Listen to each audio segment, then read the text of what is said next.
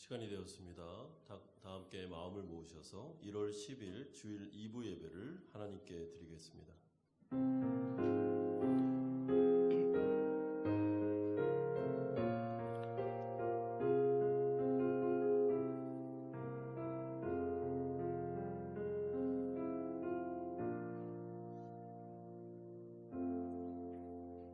너희는 마음에 근심하지 말라.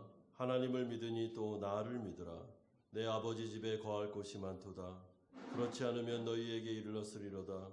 내가 너희를 위하여 거처를 예비하러 가노니 가서 너희를 위하여 거처를 예비하면 내가 다시 와서 너희로 내게로 영접하여 나 있는 곳에 너희도 있게 하리라.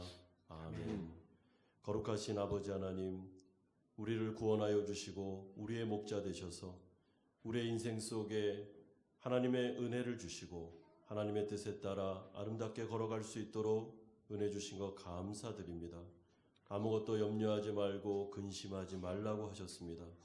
아버지 하나님, 2021년도를 출발하며 우리가 모든 무거운 짐과 마음의 염려와 근심을 주님 손에 맡겨드리오니 하나님께서 맡아주시고 주 안에서 우리가 힘있게 애쓰며 수고할 때 복을 내려주셔서 영적 성장뿐만 아니라 하나님 앞에서 승리하는 인생들 살아가게 하여 주시옵소서. 코로나 같은 어려운 상황 속에 아버지 2021년도에 하나님의 한없는 은혜를 주옵소서. 코로나가 종식되게 하여 주시며 하나님의 은혜를 경험하게 하여 주시옵소서.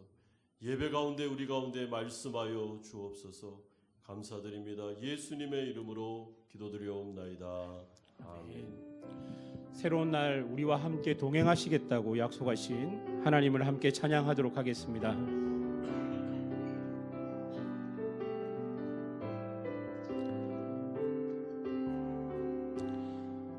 세상의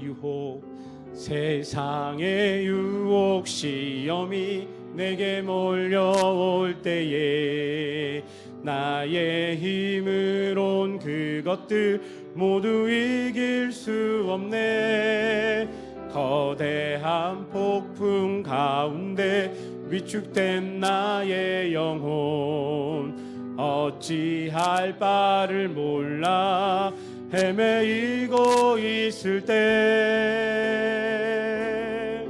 주를 찬양 손을 들고 찬양 전쟁은 나에게 속한 것 아니니 주를 찬양 손을 들고 찬양 전쟁은 하나님께 속한 것이니 거짓과 속임수로 가득 찬 세상에서 어디로 갈지 몰라 머뭇거리고 있네. 공중의 권세 잡은 자 지금도 우리들을 실패와 절망으로 넘어뜨리려 하네. 주를 찬양 손을 들고 찬양 전쟁은 나에게 속한 것 아니니 주를 찬양 손을 들고 찬양 전쟁은 하나님께 속한 것이니 주위를 둘러보면 아무도 없는 듯 믿음의 눈을 들면 보이는 분 계시네. 지금도 내 안에서 역사하고 계시니 사망과 어둠의 권세 물리치신 예수님 주를 찬양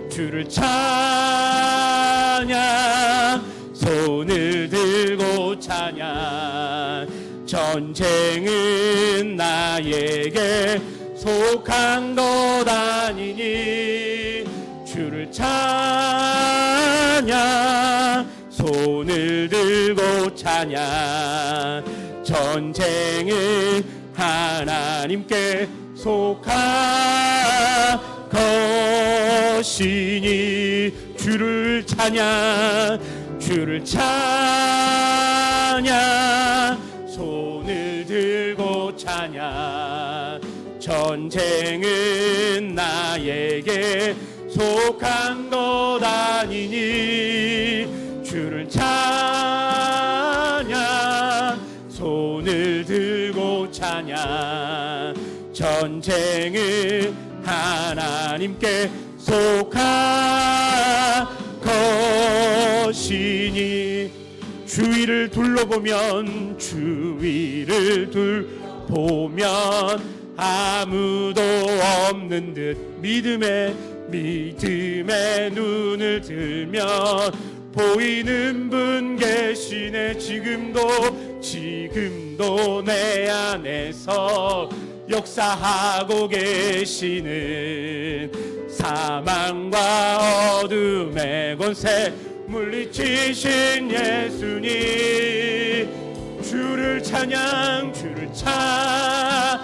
찬양 손을 들고 찬양 전쟁은 나에게 속한 것 아니니 주를 찬양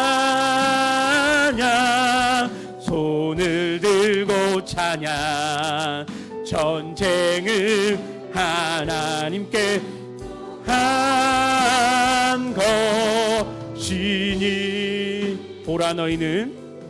보라 너희는 두려워 말고 보라 너희를 인도한 나를 보라 너희는 지치지 말고 보라 너희를 구원한 나를 너희를 치던 적은 어디 있느냐 너희를 억누르던 원수는 어디 있느냐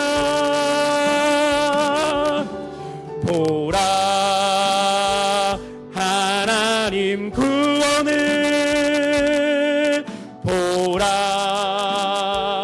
하나님 능력을 너희를 위해서 싸우시는 주의 손을 보라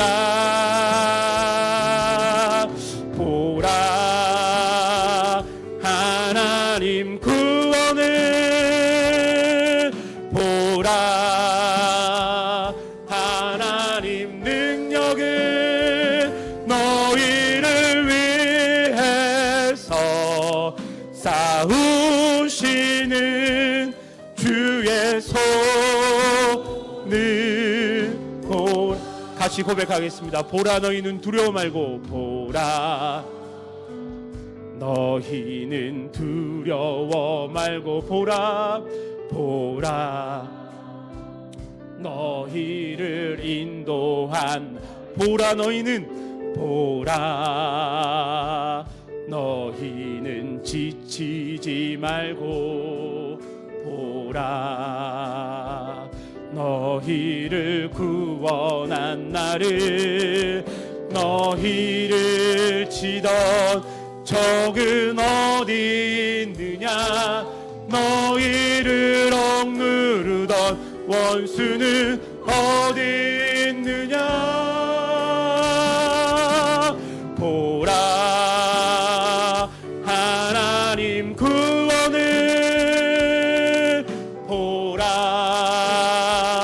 하나님 능력을 너희를 위해서 싸우시는 주의 손을 보라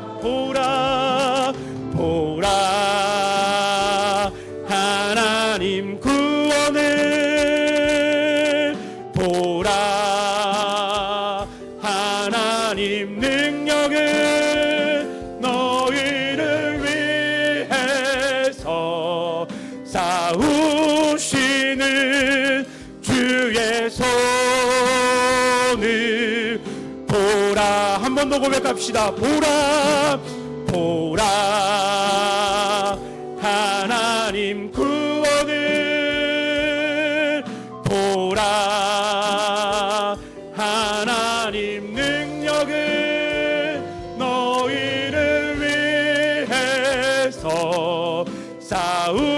싸우시는 주의 손을 보라 보라 보라 하나님 구원을 보라 하나님 능력을 너희를 위해서 싸우시는 주의 손을 보라. 승리하였네 승리하였네 어린 양의 보혈로 우리 보혈의 능력으로 서리라. 승리하였네 승리하였네 어린 양의 보혈로 주 내게 승리 주. 우리 함께 일어나셔서 찬양하겠습니다. 승리하였네 승리하였네 어린 양의 보혈로 우리 보혈의 능력으로 서리라. 승리하였네 승리하였네 어린 양의 보혈로 주 내게 승리 주셨네. 예배로 나가며 함께 기도합시다. 2021년도 이제 새해를 우리가 출발하고 있습니다. 우리가 2020년도에 했던 구습과 또 죄된 모습들, 또 하나님의 마음을 아프게 해드렸던 습관들, 이런 것들이 있다면 새해에는 마음을 딱 먹고 성령을 의지하여 마음에 작심하고 결심하고 거룩한 인생 살아가고 하나님 앞에서 한 해 동안 정결하게 하나님의 백성답게 살아갈 수 있도록 우리가 하나님 앞에서 헌신하고 충성을 다짐했으면 좋겠습니다. 이번 예배 드리면서 하나님 한 해 동안 정말 거룩하게 살 수 있도록 인도해 주십시오. 하나님의 백성답게 살 수 있도록 도와주십시오. 결심합니다. 결단합니다. 라고 고백합시다. 같이 한번 기도하겠습니다. 거룩하신 아버지 하나님 감사드립니다. 하나님 2021년도를 출발합니다. 아버지 하나님 2022년도에 하나님의 마음을 아프게 해드렸던 아버지 하나님 죄의 습관들, 하나님이 싫어하는 그 모든 문화들, 아버지 하나님 그 모든 모습들을 아버지 하나님 주님 앞에 내려놓고 하나님께 맡겨드리며 2021년도에는 정말 주님이 원하시는 모습으로 거룩하게 정결하게 하나님 나라 백성답게 살아가기를 소망합니다. 성령으로 우리를 주장해 주시기를 간절히 원합니다. 우리가 하나님 거룩한 습관을 들이고 훈련하며 아버지 하나님 우리의 지체들이 아버지 하나님 성령의 통제를 받기를 원합니다. 주님께서 붙잡아 주시옵소서. 이끌어 주시기를 간절히 원합니다. 아버지 베트남 호치민에서 하나님의 영광을 드러나게 해주시고 빛과 소금의 역할을 감당할 수 있도록 우리 가운데 역사하여 주시고 이끌어 주시옵소서. 예배 가운데 말씀하여 주시기를 원합니다. 아버지 하나님 하나님 백성들이 어떻게 살아야 되는지를 알려주옵소서. 아버지 하나님 그로 말미암아 신앙 고백과 우리의 행실이 변화되는 한 해가 되게 하여 주시옵소서. 우리에게 복을 내려 주시옵소서. 우리를 인도하여 주시옵소서. 감사드립니다. 예수님의 이름으로 기도드리옵나이다. 아멘. 사도신경으로 신앙 고백 드리겠습니다. 나는 전능하신 아버지 하나님 천지의 창조주를 믿습니다. 나는 그의 유일하신 아들 우리 주 예수 그리스도를 믿습니다. 그는 성령으로 잉태되어 동정녀 마리아에게서 나시고 본디오 빌라도에게 고난을 받아 십자가에 못 박혀 죽으시고 장사된 지 사흘 만에 죽은 자 가운데서 다시 살아나셨으며 하늘에 오르시어 전능하신 아버지 하나님 우편에 앉아 계시다가 거기로부터 살아있는 자와 죽은 자를 심판하러 오십니다. 나는 성령을 믿으며 거룩한 공교회와 성도의 교제와 죄를 용서받는 것과 몸의 부활과 영생을 믿습니다. 아멘. 다 함께 자리에 앉으셔서 220장 찬송 드리겠습니다.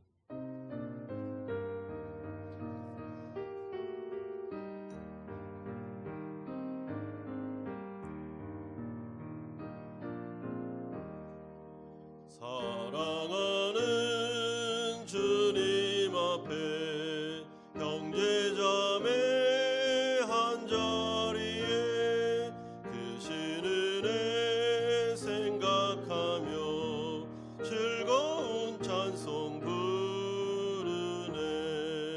내 주 예수 본을 받아 모든 사랑 내 몸같이 환난 근심 위로하고 진심으로 사랑하세. 사랑하는 주님 앞에 온갖 충성 다 바쳐서 괴로우나 즐거우나 주님만 힘써 섬기네. 우리 주님 거룩한 손 제자들의 발을 씻겨 남 섬기는 종의 도를 몸소 행해 보이셨네. 사랑하는 주님 예수 같은 주로 섬기나니 한 피 바다 한 몸 이룬 형제여 친구들이여 한 몸같이 친밀하고 마음으로 하나 되어 우리 주님 크신 뜻은 지성으로 준행하세.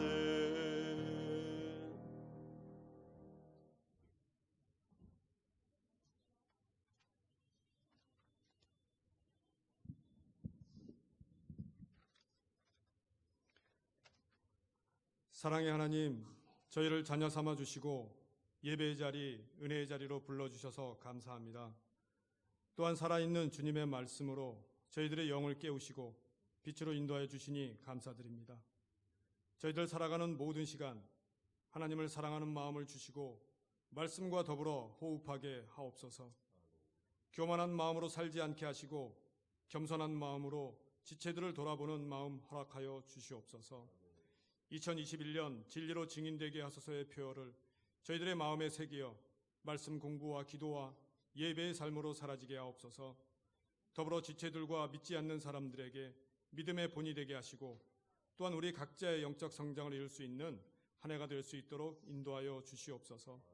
주일마다 선포되는 말씀을 통해서 복음의 진리를 깨닫고 믿음의 확신으로 성화되어가는 저희가 되게 하옵소서.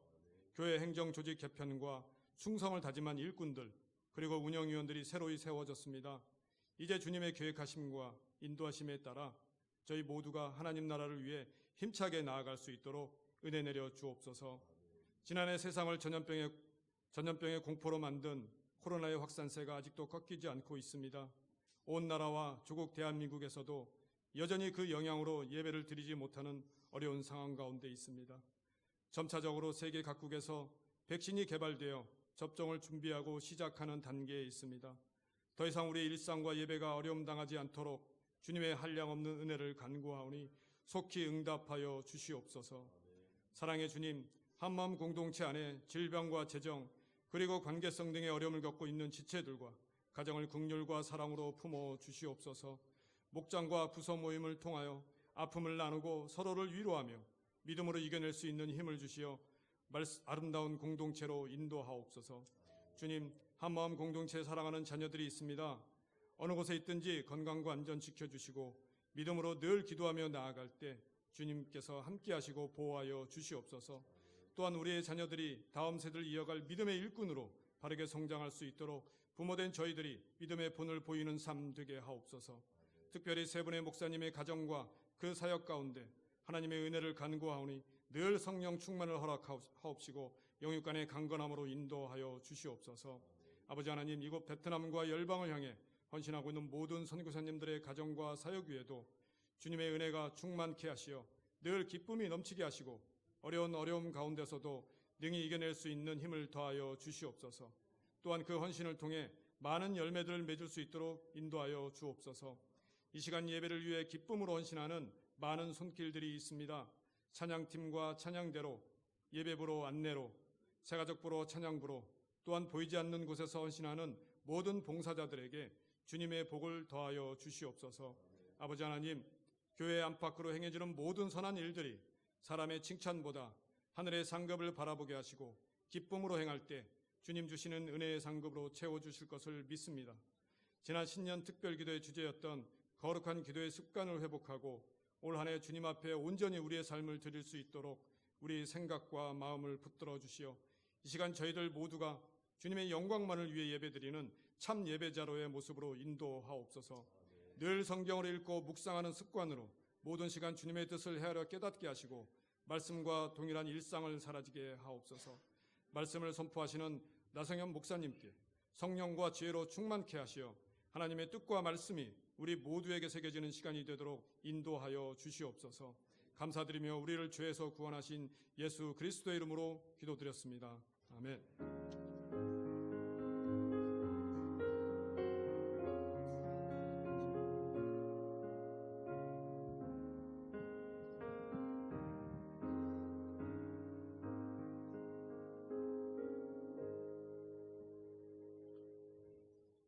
오늘 우리에게 주시는 하나님의 말씀은 신약성경 로마서 13장 1절에서 14절까지의 말씀입니다. 신약성경 로마서 13장 1절에서 14절까지의 말씀 한 절씩 교독하겠습니다. 각 사람은 위에 있는 권세들에게 복종하라. 권세는 하나님으로부터 나지 않음이 없나니 모든 권세는 다 하나님께로서 정하신 바라.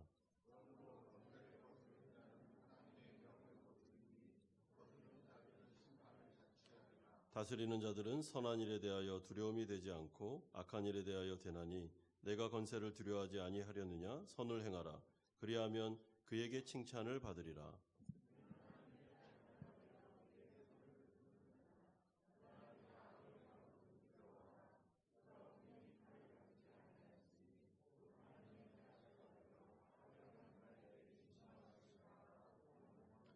그러므로 복종하지 아니할 수 없으니 진노 때문에 할 것이 아니라 양심을 따라 할 것이라.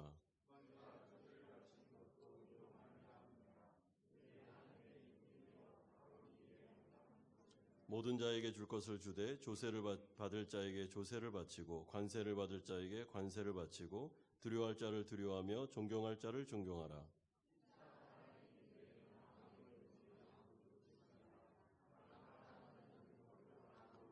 간음하지 말라, 살인하지 말라, 도둑질하지 말라, 탐내지 말라 한 것과 그 외에 다른 계명이 있을지라도 내 이웃을 내 자신과 같이 사랑하라 하신 그 말씀 가운데 다 들었느니라.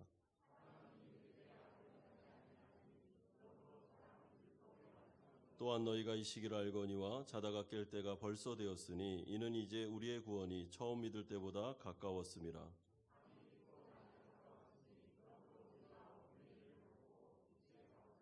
낮에와 같이 단정히 행하고 방탕하거나 술 취하지 말며 음란하거나 호색하지 말며 다투거나 시기하지 말고 오직 주 예수 그리스도로 옷 입고 정욕을 위하여 육신의 일을 도모하지 말라. 아멘. 우리가 살펴보고 있는 이 로마서의 말씀은 후반부에 가서는 계속해서 하나님 나라 백성들이 이 세상을 어떻게 살아야 되는지를 알려주는 기독교 윤리에 대한 말씀입니다. 우리는 거룩한 하나님 나라 백성입니다. 또한 이 세상의 각 나라에 속한 자들이기도 합니다. 그렇기 때문에 우리는 이중시민권을 가진 자라고 말할 수가 있습니다. 하나님 나라 백성답게 이 세상을 살아가야 하는 것이죠. 이것이 바로 정답입니다. 그렇다면 우리가 어떻게 살아가야 될까? 이 부분에 있어서 우리는 혼란을 겪을 때가 있습니다.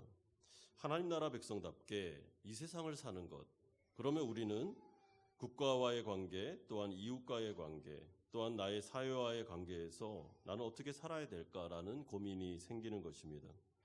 이에 대해서 사도 바울은 로마서의 후반부에서 어떻게 살 것인지를 우리에게 자세하게 알려주고 있습니다. 세 가지의 적용 포인트가 있는데, 첫 번째는 국가와 성도와의 관계를 알려주고, 두 번째는 이웃과 성도와의 관계를, 그리고 세 번째는 말세 시대를 살아가는 우리가 성도로서 이웃을 어떻게 하면 사랑할 수 있는지 구체적인 방법을 알려주고 있습니다.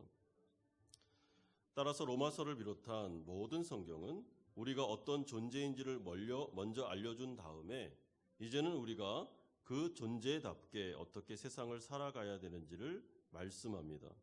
기독교는 그만큼 삶과 윤리가 중요하다는 것입니다.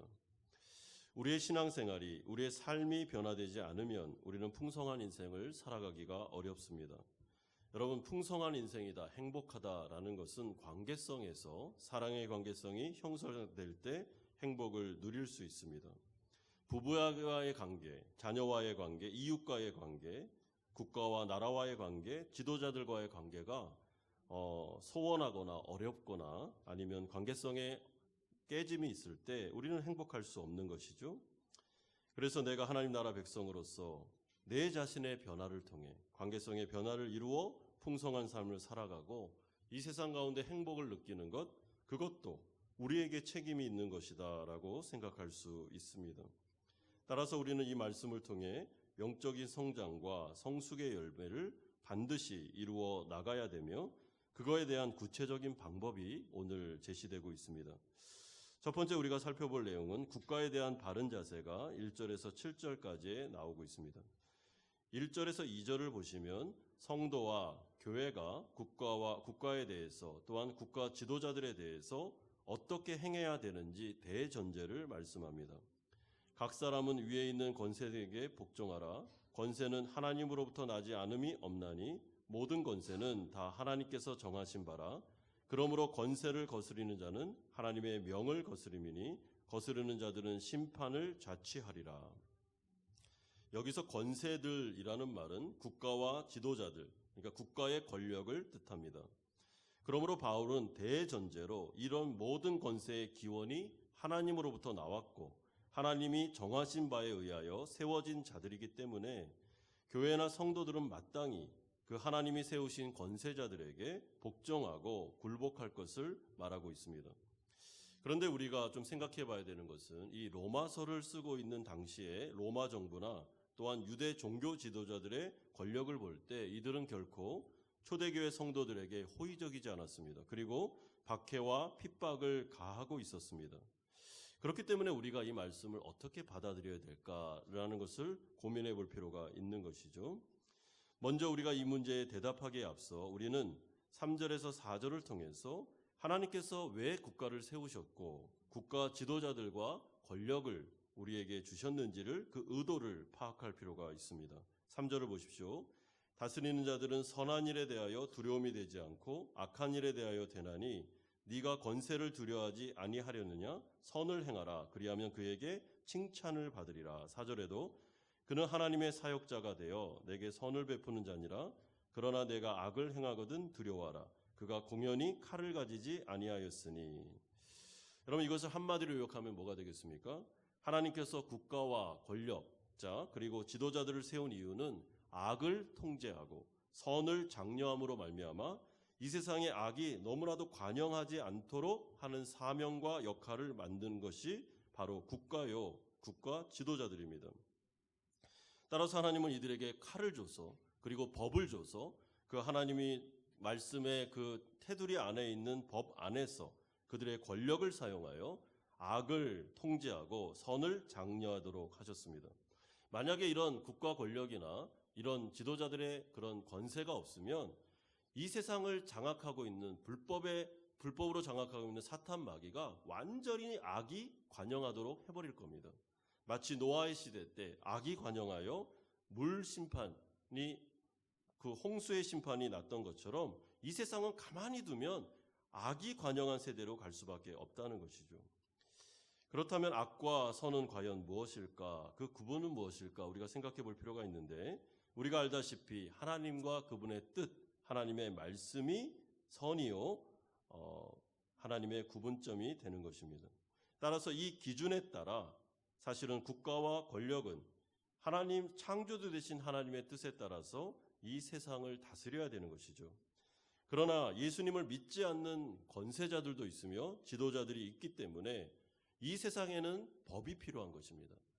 하나님께서 그 하나님의 말씀의 법이라는 테두리 안에서 그 주셨던 그 객관적이고 어떻게 보면 상식적인 테두리 안에 법을 주셔서 그 법의 기준을 가지고 이들이 칼을, 권력을 가지고 악을 제압하는 일을 하게 되는 것입니다.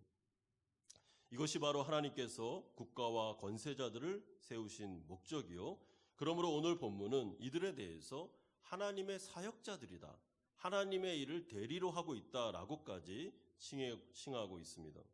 그러므로 교회와 성도들은 국가의 권위에 복종하고 굴복하되, 특별히 나라가 원하는 그 방식, 조세나 관세에 대해서도 그거에 대해서 하등의 이의를 제기하지 말고 그 의무를 다하라고 말하고 있습니다. 7절 보십시오. 모든 자에게 줄 것을 주되 조세를 받을 자에게 조세를 바치고 관세를 받을 자에게 관세를 바치고 두려워할 자를 두려워하며 존경할 자를 존경하라. 바로 교회와 성도들이 국가와 지도자들에게 해야 될 마땅한 의무를 하라는 것입니다.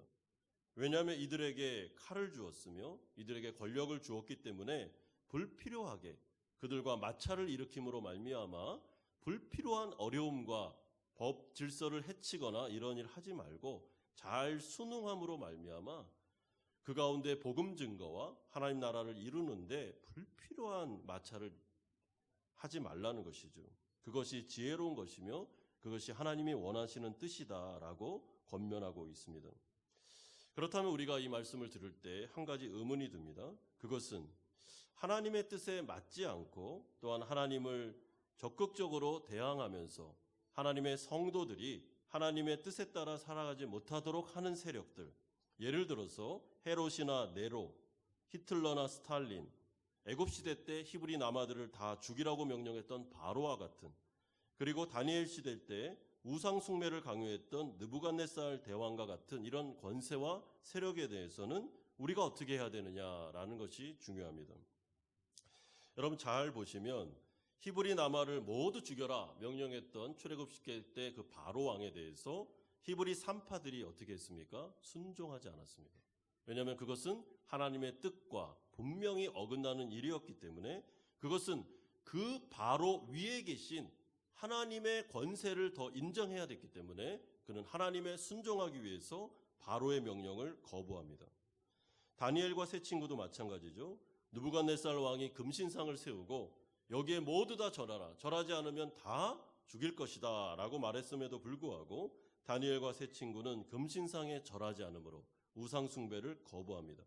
왜냐하면 그것은 하나님의 율법과 맞지 않는 일이었기 때문에 분명하게 선을 그으며 그들은 그 명령에 따라 살지 않습니다.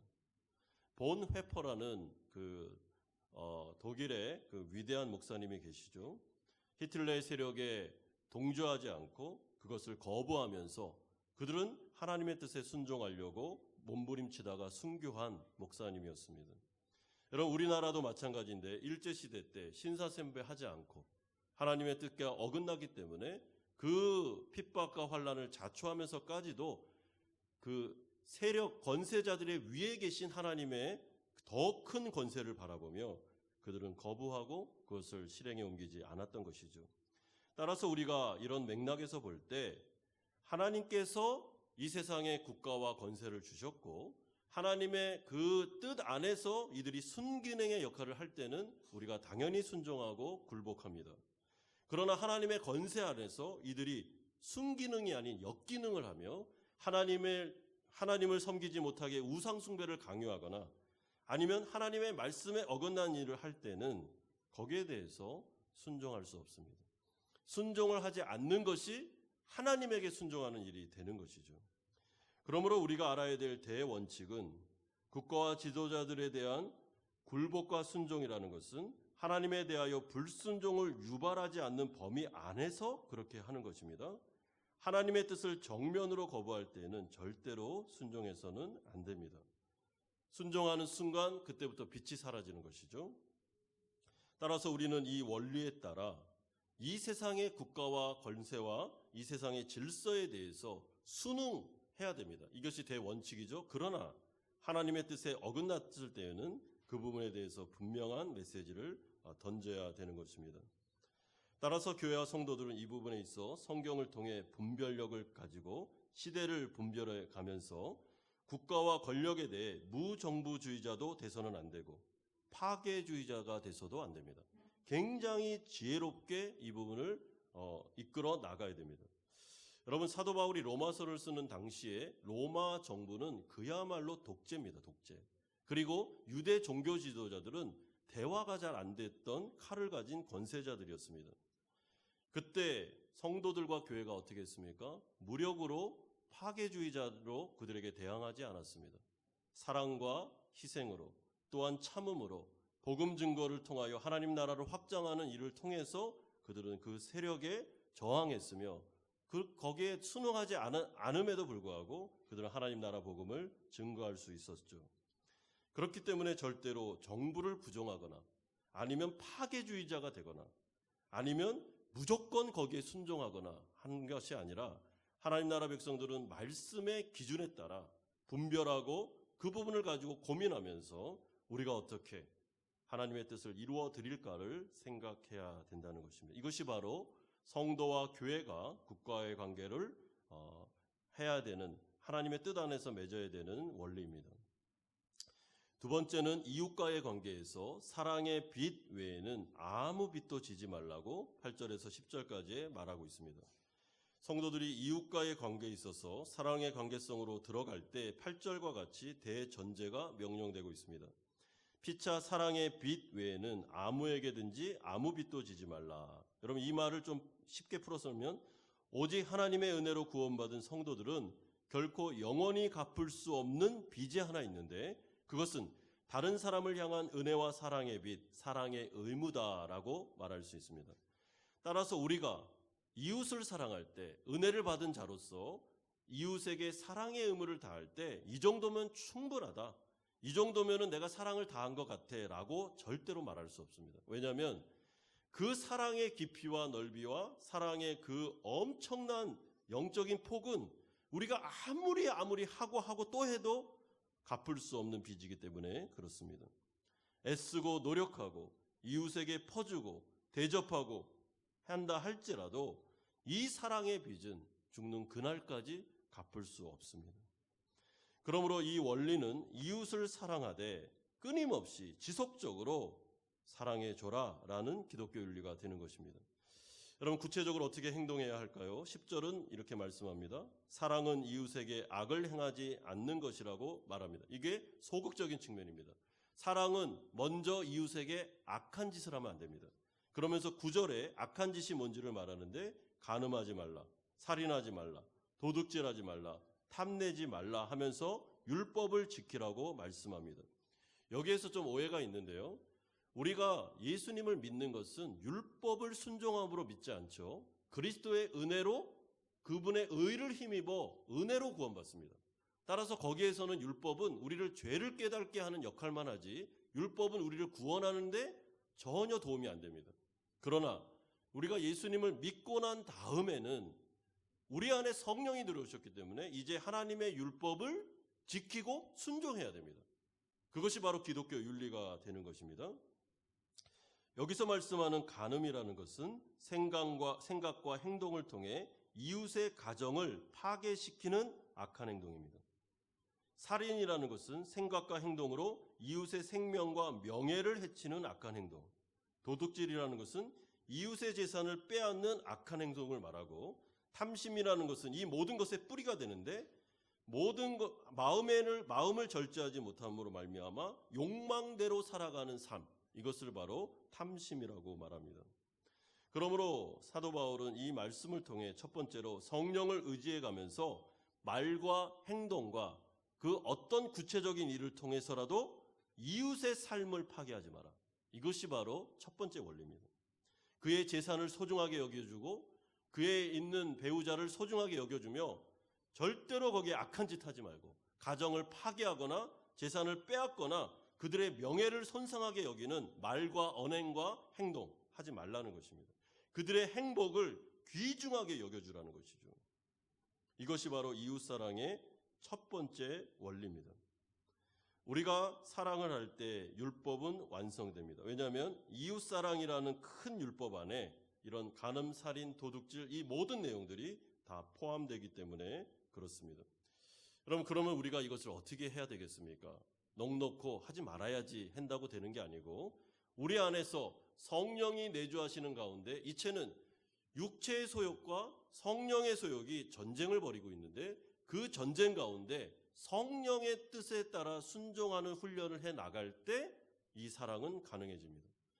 그래서 갈라디아서 5장 16절은 이렇게 말씀합니다. 내가 이르노니 너희는 성령을 따라 행하라. 그리하면 육체의 욕심을 이루지 아니하리라. 성령을 따라 행하라. 무슨 말이죠?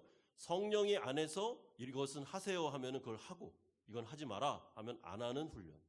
성령의 뜻에 순종하는 훈련입니다. 그러면 육체의 욕심을 이루지 않게 됩니다. 성령께서 내 마음속에서 저 가정을 탐하지 마라. 저기 있는 부인을 탐하지 마. 그런 생각조차 하지 마. 그러면 하면 안 됩니다, 여러분. 성령을 따라 사는 삶이죠. 거기 있는 그 집에 있는 물건 중에 아주 갖고 싶은 물건이 있다고 해도 생각조차도 저거 좀 가져오면 안 될까 하지 말라는 것입니다. 그것은 선을 넘는 것이 되는 것이죠. 저 사람의 인격을 무시하거나 명예를 손상시키는 말 하지 마라. 그러면 하지 말아야 됩니다. 그것이 성령을 따라 사는 삶입니다. 그럴 때 이웃에 있는 가정과 그의 삶을 이렇게 보장해 줄 수 있습니다. 그들이 아름답게 살아갈 수 있도록. 그럼 이것이 아주 중요한 원리가 되는 것입니다. 그러면서 세 번째로 이렇게 살아갈 수 있는 구체적인 방법을 대해서 우리에게 말씀하는데 어둠의 일을 벗고 빛의 갑옷을 입으라고 11절에서 14절에 말씀합니다. 여러분 11절 12절 하반절 읽어드리면 이렇습니다. 또한 너희가 이 시기를 알거니와 자다가 깰 때가 벌써 되었으니 그러므로 우리가 어둠의 일을 벗고 빛의 갑옷을 입자. 이 말을 요약하면 이렇습니다. 이제는 깨어나라. 전투복을 입고 전투태세를 갖춰라. 영적인 전쟁을 시작하자라는 의미가 됩니다. 어떤 존재와의 영적인 싸움입니까? 14절을 보면 오직 주 예수 그리스도로 옷 입고 정욕을 위하여 육신의 일을 도모하지 말라. 정욕을 위한 육신의 일과의 전쟁입니다. 그리고 이것은 우리 안에 있는 육신의 소욕, 우리 안에 있는 죄된 습관, 그것과의 전쟁을 선포하라. 이제는 깨어나고 전투복을 입고 전쟁을 선포하면서 이제는 육신적인 소욕을 죽이고 성령이 우리 안에서 충만할 수 있도록 하라라는 것이 원칙이 됩니다. 여러분, 그 정욕, 육신의 일이라는 게 13절에 구체적인 예가 나오는데 이렇습니다. 방탕하거나 술 취하지 말며 음란하거나 호색하지 말며 다투거나 시기하지 말고 이런 것들이 육신의 일입니다.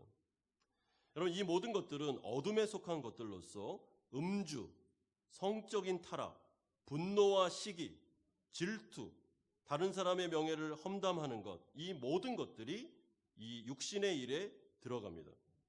이런 것들이 나한테 나오지 않도록 어떻게 해요? 전쟁을 선포하고 싸우라는 것입니다. 성령을 의지해서 완전 무장하고 이제 싸워야지만 이웃사랑은 가능하다는 것이죠. 그러므로 우리가 왜 이웃사랑이 잘 안 될까? 나는 왜 부부관계, 자녀와의 관계, 또한 이 교회 안에서의 성도와의 관계, 그리고 나의 사회에서의 이웃과의 관계에서 나는 왜 사랑의 언어, 사랑의 행동이 안 나올까라고 생각하실 때 첫 번째는 우리 안을 들여다봐야 됩니다. 우리 안에 있는 육체적인 소욕과 내가 성령을 통해 싸우지 않고 있기 때문에 계속 육체의 정욕에 지고 있기 때문에 그 일이 벌어지는 것입니다. 그런데 오늘 본문에 나오는 육체의 일에 대한 예들은 사실은 어떤 상징적인 예에 불과하고 갈라디아서 5장 19절에서 21절을 가시면 더 많은 육체의 소욕이 나옵니다. 제가 한번 읽어드릴게요. 육체의 일은 분명하니 곧 음행과 더러운 것과 호색과 우상숭배와 주술과 원수 맺는 것과 분쟁과 시기와 분냄과 당짓는 것과 분열과 이단과 투기와 술 취함과 방탕함과 이와 같은 것들이니. 여러분, 육체에 속한 일은 성적인 범죄는 다 여기에 속합니다.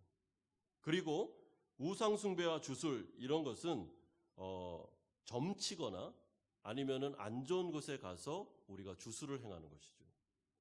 그리고 시기와 분냄과 당짓는 것, 이것은 사람과의 관계에서 그 사람에게 해로움을 끼치는 겁니다. 말과 행동을 통해. 당짓는 것, 이건 그룹을 지어서 한 그룹과 마찰을 일으키고 어떤 사람을 왕따시키며 그 사람을 공격하는 것입니다. 이런 것들 하지 말라는 것입니다. 이것은 육체의 일이고 이것은 하나님에게 있어서 이웃에게 전혀 도움이 안 된다고 말씀합니다. 자, 그러면 우리는 이것들과 어떻게 싸워야 승리할 수 있을까요? 첫 번째 승리의 비결이 14절에 나옵니다. 정욕을 위하여 육체의 일을 도모하지 말라. 여기서 이 도모하지 말라는 헬라어 단어는 이런 뜻입니다. 육체의 정욕에 아무것도 공급해 주지 말고 굶어 죽여라. 냉혹하게 거절하고 완전히 관계성을 끊고 최대한 홀대하라라는 뜻입니다. 그러니까 우리 안에 있는 육체의 정욕을 이렇게 짐승으로 따진다면 그 짐승에게 먹을 거 주지 말라는 거예요. 쫄쫄 굶겨서 완전히 힘을 잃게 만들어서 홀대하고 냉대해서 얘가 힘을 발휘하지 못하도록 해주라는 것이죠. 물론 비유의 언어이지만 좀 이해하기가 쉬울 겁니다. 여러분, 이들에게 음식을 먹여주지 마라, 영양분을 주면 안 돼 라고 말할 때 우리가 언제 죄의 습관이 영양분을 받게 되는가? 우리가 보고 듣고 생각하는 것을 통해서 영양분은 들어가고 유혹을 받게 됩니다. 그래서 우리는 보는 것을 조심해야 되고 듣는 것을 조심해야 되고 머리로 생각하는 것을 유의해야 됩니다. 왜냐하면 그 입력된 잔상과 입력된 말과 생각이, 그 장면이 우리를 죄짓도록 부추기고 끌고 가기 때문에 그렇죠. 그래서 우리가 이 일에 승리하기 위해서 첫 번째 훈련은 유혹을 받을 만한 환경이나 유혹을 받을 만한 장소, 그리고 그런 일들을 안 하는 게 좋습니다. 예를 들어 볼까요? 어떤 사람이 음담패설을 계속하는 무리들과 함께 지내면서 술을 마시면서 안 좋은 성적인 농담을 하면서 그런 접촉을 할 수 있는 곳에 가면서도 나는 죄를 안 지을 수 있어 라고 말한다면 그것은 굉장히 어리석은 일입니다. 그렇게 안 됩니다, 인간은. 그 잔상들이 남기 때문에 그 잔상을 육체의 소욕이 사용해서 반드시 나중에 죄를 짓게 만듭니다. 그러므로 성적인 상상들, 성적인 음란한 장면들, 이런 말들을 듣지 않고 보지 않는 게 좋습니다. 또한 어떤 자리에 갔는데 사람들이 다른 사람을 계속 욕하는 자리, 험담하는 자리에 계속 있으면서도 나는 괜찮아, 나는 육체 소욕에 지배당하지 않을 거야 라고 말한다면 그거는 자기 자신을 잘 몰라서 그렇습니다. 여러분, 안 좋은 얘기를 계속 들으면 영향을 받죠. 우리가 안 받을 수가 없습니다. 안 그랬는데 그 모임을 갔다 오고 난 다음에 이 사람이 이상하게 보입니다. 그 전까지는 안 그랬거든요. 그건 영향을 받은 것이고 육체의 소욕에 영양분을 계속 준 것입니다. 그래서 이런 어두운 일을 하게 되는 것이죠. 우리가 보는 TV나 아니면 우리가 하고 있는 인터넷, 유튜브, 이 모든 것들은 우리에게 어떤 영양분, 메시지를 전달하고 그것이 우리 안에 들어와 영향을 주고 우리에게 영양분을 주므로 유혹을 받게 되는 것입니다. 그러므로 선택을 해야 되며 구분을 지어서 이것은 영적으로 유익하다 싶을 때는 받아들이고 유익하지 않다 싶을 때는 어떻게 해요? 도모하지 말라, 홀대해야 됩니다. 이것이 소극적인 전쟁의 승리 비결입니다. 우리는 이 부분에 대해서 훈련하셔야 됩니다. 은혜의 수단에 대해서는 빠른 걸음을 가고 예배나 모임이나 기도나 아니면 하나님 앞에서 이것들을 이길 수 있는 방법에 대해서는 우리가 적극적이어야 되고 그 외에 우리가 죄짓도록 만든 것에 대해서는 소극적이셔야 됩니다. 여러분, 회식 자리, 회식을 안 할 수 없죠. 저도 7년 동안 직장 생활하는데 회식 자리를 어떻게 안 갑니까? 안 갈 수가 없습니다. 안 가면 자체가 왕따가 되고 일이 안 되는데요. 지혜롭게 가야 됩니다. 거기에서 사이다를 마신다든지 콜라를 마신다든지 해야 되는 거죠. 어렵습니다. 굉장히 어렵다는 거 압니다. 저는 쌍욕을 들었는데요. 술을 안 마신다고. 어떻게 이 말단 사원이 사장님이 주는 술을 안 마시냐고. 기독교인입니다.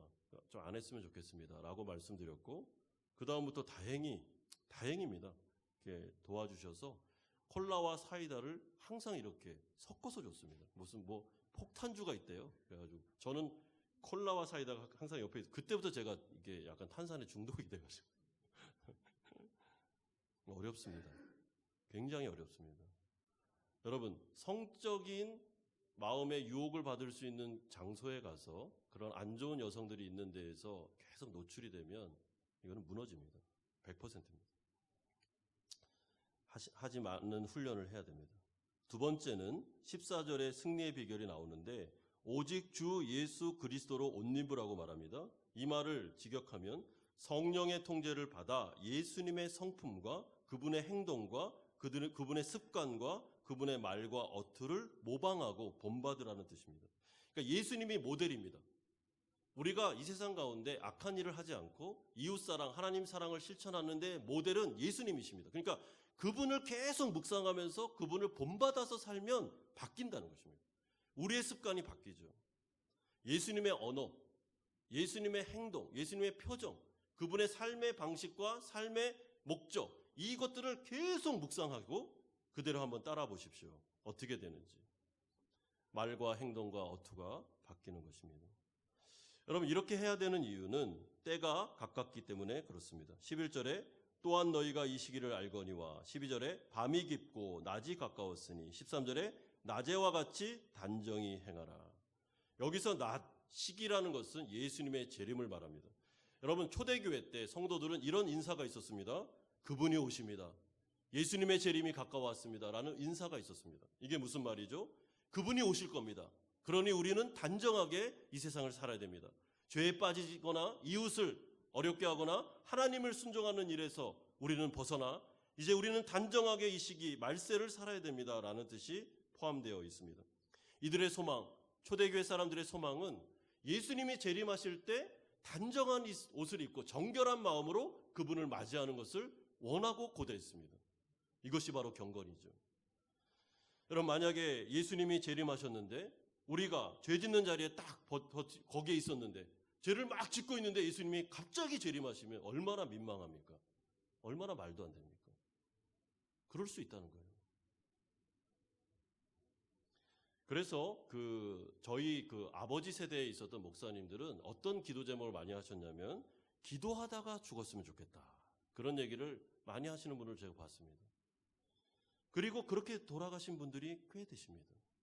내가 기도하는 가운데 하나님의 예수님의 재림을 맞이하면 얼마나 좋을까? 기도하는 가운데 경건 가운데 죽으면 얼마나 좋을까라는 소망이죠. 지금 그것과 비슷합니다. 내가 하나님 앞에서 정결하게 살고 하나님의 영광을 드러내며 예수를 닮아가는 과정 속에 예수님의 재림이 오시면 얼마나 좋을까? 반대로 죄를 짓고 성적인 유혹에 빠지며 막 술주정하며 이러고 있는데 예수님이 딱 와서 얘야 라고 부른다면 얼마나 이상하겠습니까? 그렇게 하지 말라는 것이죠. 그러면 어떤 결과가 나타나게 되냐면 11절은 말씀합니다. 우리의 구원, 여기서 말하는 구원이라는 것은 성화를 갖춘 영화를 말합니다. 예수님의 형상을 닮아간 그 영적인 성장, 이것이 구원입니다. 그것을 이루게 될 거다라고 말씀합니다. 사랑하는 성도 여러분, 우리가 이 세상을 살아갈 때 이 세상이 우리를 유혹하는 것은 만만치 않습니다.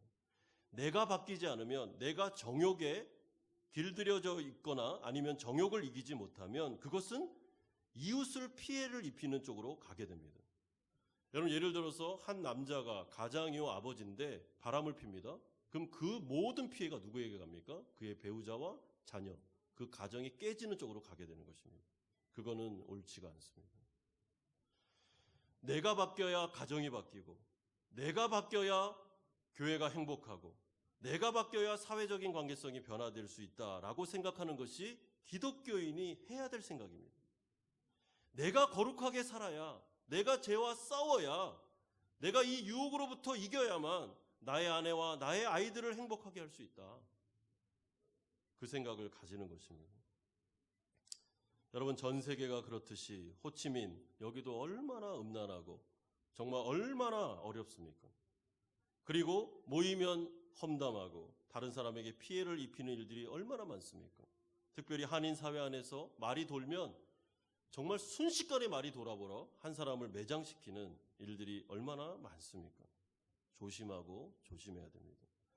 크리스찬들은 그렇게 사시면 안 됩니다. 내가 바뀌어야 됩니다. 그래야지 관계가 바뀝니다. 여러분, 하나님은 우리에게 풍성한 삶을 원하십니다. 행복하기를 원하십니다.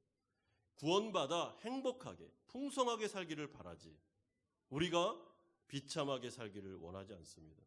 그 풍성한 삶의 출발은 내 안에 있는 정욕과 싸움을 벌여 그것을 이기고 승리할 때 우리 안에 이웃 간의 관계가 변화되면서 풍성한 삶이 이루어지게 되는 것입니다. 혹여나 그렇게 싸움을 벌이다가도 우리가 넘어졌다면, 혹여나 우리가 연약해서 죄를 범했다면 우리는 그 전쟁 가운데 회개하고 다시 하나님 앞에서 인정하고 잘못했습니다.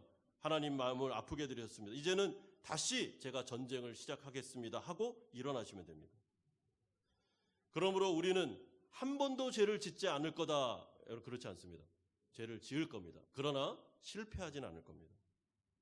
하나님께서 전쟁을 선포하여 성령을 의지하여 죄와 싸우기로 결심한 그 사람 도와줌으로 말미암아 죄의 유혹에 넘어지는 횟수를 줄여가면서 그는 나중에 성화를 이루게 될 것입니다. 이 훈련을 하십시오. 구체적으로 여러분의 삶 속에 이 연습을 하십시오. 그래야지만 우리에게 경건을 통한 이웃사랑이 실천될 수 있습니다. 2021년도는 이 일을 통하여 승리하셔서 다른 가족이나 성도들이나 이웃에게 정말 사랑을 베풀어 풍성한 인생 살아가시기를 주님의 이름으로 축원드립니다. 우리 같이 한번 기도하는 시간을 갖겠습니다. 우리 첫 번째로 기도할 때는 여러분 이제는 자다가 깰 때가 되었습니다. 2020년도에 했던 죄된 습관을 반복하시면 안 됩니다. 과거로 충분합니다. 2021년도에는 마음을 먹으시고 갑옷을 입으시고 죄와 싸워야 되겠구나, 육체적인 소욕과 내가 싸워야 되겠구나 생각하시고 음란과 술취함과 비방과 험담과 분노 조절이 안 되는 것과 이 모든 것들 하나님 성령의 통제를 받아 도와주시옵소서. 거룩을 향해 나아가서 나도 행복하고 내 주위에 있는 사람들도 행복하게 만들 수 있도록 도와달라고 기도합시다. 두 번째는 국가의 권력자들, 정부를 위해서 기도합시다. 우리 대한민국과 우리 베트남에 있는 정부들 순기능을 할 수 있도록, 하나님이 싫어하는 일을 하지 않도록, 악을 조장하지 않도록 여러분 기도하셔야 됩니다. 그렇게 되면 하나님의 심판을 면하기가 어렵습니다. 선을 장려하고 악을 억제하고 하나님이 싫어하는 법이나 어떤 것도 제정되지 않고 하나님에게 정말 경건하게 그런 상식적인 경건함을 가지고 살아갈 수 있도록 기도해 주시고 조국 대한민국이 다시 그런 나라가 될 수 있도록 우리 같이 한번 두 가지 기도 제목 기도하겠습니다. 거룩하신 아버지 하나님 감사드립니다. 하나님 아버지 하나님 우리의 육체의 소욕과 이제는 전쟁을 벌이라고 말씀하십니다. 하나님 2020년도 죄의 습관들 아버지 과거로 충분하고 이제는 2021년도에는 하나님이 싫어하는 일들을 아버지 하나님 하지 않고 성령의 통제를 받으면서 유혹되는 자리에 가지 않고 거룩하게 살아가기를 소망합니다. 아버지 하나님 전쟁을 선포하고 싸우기를 원하고 훈련하기를 원하며 우리에게 입력되는 것들 이제는 우리에게 죄를 조장하는 것들 입력시키지 말고 정말 하나님이 원하시는 하나님의 말씀과 기도와 또한 예배와 선한 것들을 입력시켜서 아버지 성령을 통하여 우리가 이 싸움에서 승리하기를 원합니다. 만약에 우리가 정말 실수하여 연약함으로 인하여 또 죄를 지었다면 주님 회개하기를 원하고 하나님의 은혜를 구하기를 원하고 다시 일어나기를 원합니다. 주님 우리를 불쌍히 여겨주셔서 내가 변하여 정말 우리 가정이 행복해지고 내가 변하여 교회가 행복해지고 내가 변하여 우리의 이웃이 풍성한 삶을 살아갈 수 있도록 주님 은혜 내려 주시옵소서. 하나님 조국 대한민국과 우리 정말 베트남 정부를 위해 기도합니다. 주님 정말 선을 추구하고 악을 도모하지 않도록 도와주시고 아버지 하나님 정말 주님이 원하시지 않는 법들 재정되지 않도록 도와주시며 아버지 하나님 주님의 은혜 가운데 하나님을 두려워하는 위정자들 되게 하셔서 아버지의 심판을 자초하지 않도록 주님 불쌍히 여겨주시기를 원합니다. 우리가 나라를 위해 기도하고 아버지 하나님 주님 주신 사명을 가지고 아버지 하나님 나아갈 때 우리의 기도를 들어주시옵소서. 붙잡아 주시옵소서. 거룩하신 주님, 2021년도에는 2020년도까지 했던 죄의 습관들을 잘라내버리고 이제는 거룩하게 하나님을 사랑하고 이웃을 사랑하는, 그래서 정욕과 싸우는 우리가 되기를 다짐합니다. 성령을 의지하여 전쟁을 선포하고 내 안에 있는 육체의 소욕에 먹을 것을 주지 말고 성령을 의지하며 나아가기를 원합니다. 술 취함과 음란과 방탕과 또한 험담과 이웃을 파괴시키는 일 하지 않게 하여 주시고 아버지 하나님, 나이가 변화됨으로 우리 가족이 변화되고 교회가 변화되고 이웃이 변화되는 풍성한 삶이 우리에게 임하는 한 해가 되게 하여 주시옵소서. 아버지, 우리가 연약하여 넘어져서 죄를 지을 때라도 다시 회개하고 주님께 나아가게 하시며 아버지, 우리가 실패하지 않을 것을 믿고 믿음으로 가게 하여 주옵소서. 나라와 민족을 위해 기도합니다. 하나님, 위정자들 불쌍히 여겨주시고 하나님이 싫어하는 일들, 하나님이 싫어하는 법들 일어나지 않도록 도와주시며 통과되지 않게 하시고 하나님을 두려워하고 정말 상식을 가지고 비윤리적으로 나아가지 않도록 붙잡아 주시옵소서. 아버지, 그로 말미암아 나라가 복을 받게 하시고 교회가 다시 주님의 은혜 가운데 부흥을 경험할 수 있도록 은혜 내려 주시옵소서. 감사드립니다. 예수님의 이름으로 기도드리옵나이다. 아멘. 찬송가 213장 드리면서 준비하신 헌금을 하나님께 드리겠습니다.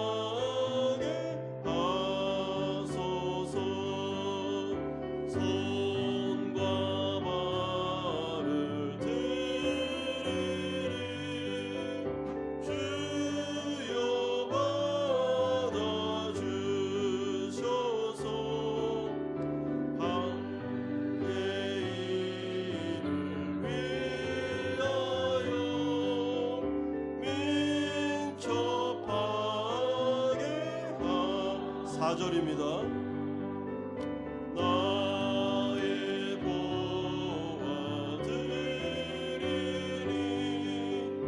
주여 받아 주셔서 하늘나라 위하여 주 뜻대로 쓰소서. 나의 시간 되리니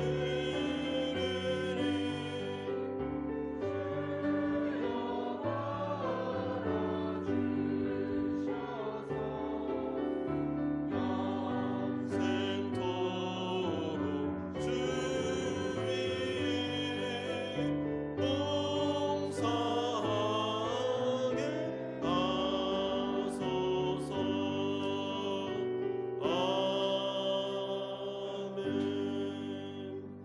거룩하신 주님, 2021년도에는 거룩한 삶, 하나님이 원하시는 윤리를 가지고 살아가기를 다짐하고 헌신하면서 예물을 주님 손에 바쳐드립니다. 주일헌금과 11조와 감사헌금, 또한 목적이 있는 헌금을 드리오니 하나님께서 받아주시고 흠양하여 주시옵소서. 또한 우리 사랑하는 성도님들이 자신의 시간과 육신을 들여 봉사하는 이 봉사도 받아주시옵소서. 아버지 하나님, 한 해 동안 주님의 손을 의지하며 우리의 사업장과 직장과 가정을 올려드립니다. 하나님께서 주관하여 주시고 하나님의 뜻이 이루어지는 우리 곳이 되게 하여 주시옵소서. 특별히 코로나와 같은 어려운 상황 속에 직장과 사업장을 붙잡으시며 이들이 하나님의 인도하심과 표적에 역사를 경험하게 하여 주옵소서. 우리 사랑하는 자녀들 어디 있든지 아버지를 기억하게 하여 주시옵시고 우상 숭배하지 않고 정말 창조주를 기억하며 믿음의 인생 살아가게 하여 주옵시고 영육간에 강건할 수 있도록 은총 내려 주시옵소서. 몸이 연약한 분들이 계십니다. 암이 재발하지 않게 하시고 면역력이 약한 분들 보호하여 주시며 마음에 어려움이 있는 분들 평안을 주셔서 하나님의 치료와 완치 역사를 베풀어 주시옵소서. 감사드립니다. 예수님의 이름으로 기도드려옵나이다. 아멘.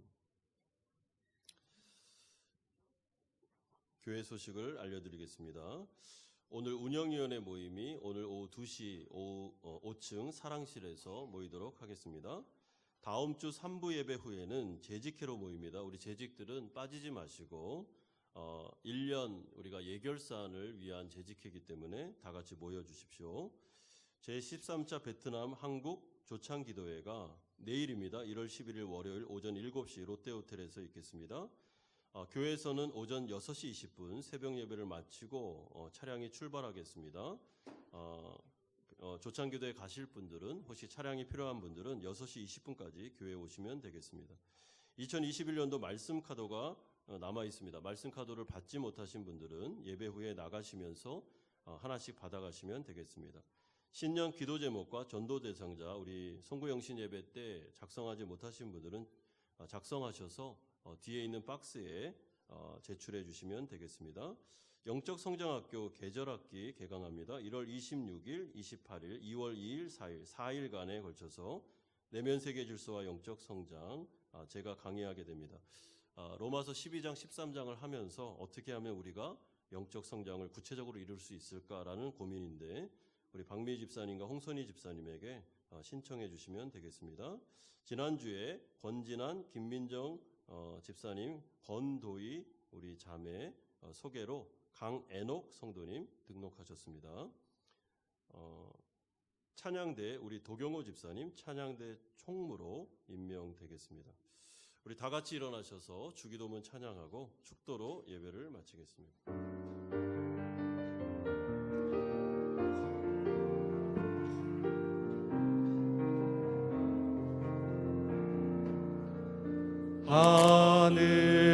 하늘에 계신 아버지 이름 거룩하사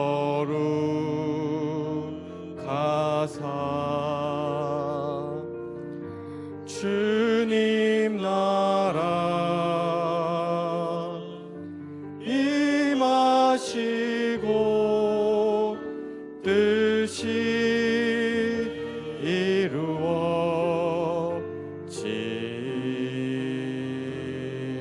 이루어지이다. 일용할 양식 주시고 우리들의 큰 죄 다 용서하옵시고 또 시험에 들게 마시고 다만에서 구원하소서. 대개 주의 나라 주의 권세 주의 영광 영원히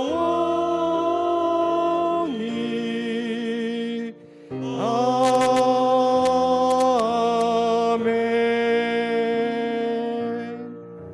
이제는 우리 주 예수 그리스도의 은혜와 하나님 아버지의 사랑하심과 성령 하나님의 교통 충만하심이 이제는 육체의 정욕과 전쟁을 선포하여 거룩한 인생을 살아 하나님께 영광 돌리기를 소망하는 사랑하는 성도님들의 머리 위에와 이들의 가정과 직장과 사업처 위에 사랑하는 자녀들과 선교사님들 머리 위에 이제부터 영원토록 함께 있을지어다. 아멘.